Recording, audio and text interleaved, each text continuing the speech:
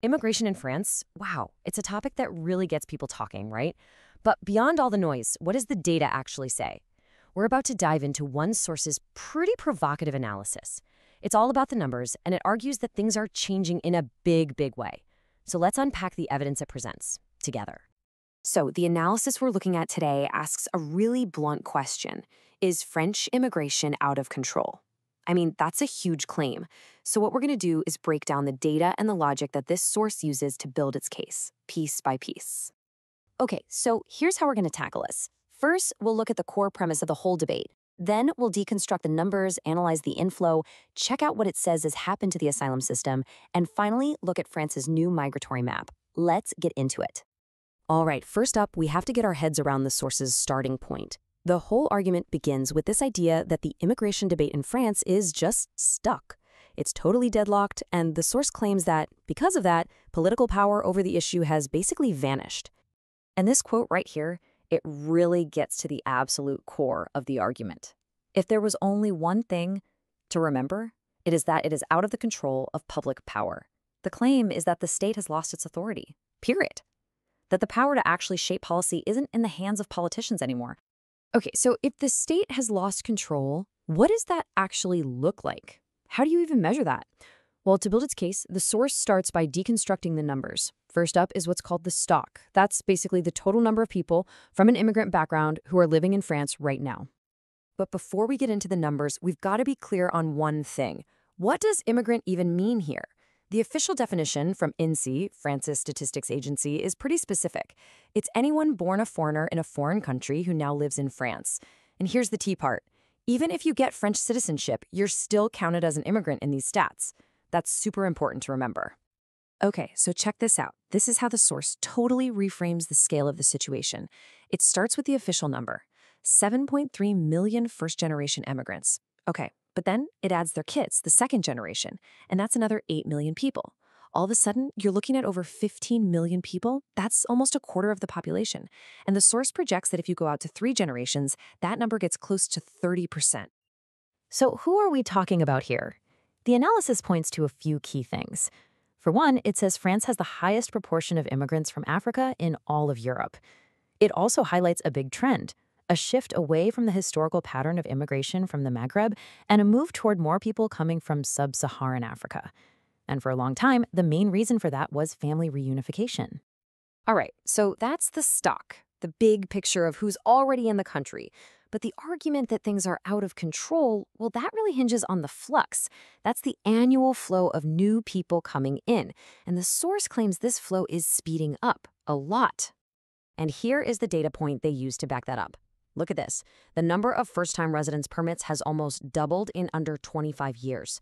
We're talking a jump from 188,000 back in 2000 to more than 327,000 in 2023. And you can see a really sharp spike just in the last 10 years. So, what are the reasons people are coming? Well, this is where we see a pretty big shift. For decades, it was mostly about family. But that's changed. Now, the number one reason people got a new residence permit in 2023? It was to be a student. And that brings us to another huge piece of the puzzle, and an area that the source claims has been totally transformed. We're talking about the asylum system. The argument here is that what it was originally for is not what it's being used for today. And the key piece of evidence for that is the approval rate. Just look at the difference. In the year 2000, only about 13.5% of asylum claims were approved. Fast forward to today, and that number is up to 45%. So according to this analysis, that means almost 1 out of every 2 applications gets a yes. That's a massive change. To make this point, the analysis zeroes in on one specific group, applicants from Afghanistan. The numbers are pretty wild. It went from just over 600 requests in 2014 to more than 15,000 a year now. And France's approval rate for Afghans? It's over 70%, which is double the average for the rest of the EU. The source also characterizes this group as being mostly young men, often with little formal education. And this leads to what is probably one of the most controversial claims in the whole analysis, that the asylum system is being diverted from its purpose. The source points out that the next biggest groups of people applying for asylum are from countries the EU itself considers safe, places without war or persecution. The implication, of course, is that the system is becoming a backdoor for economic migration instead of a shield for people in danger. And to really hammer home the potential scale of this, the source brings up a study with a pretty mind-blowing number.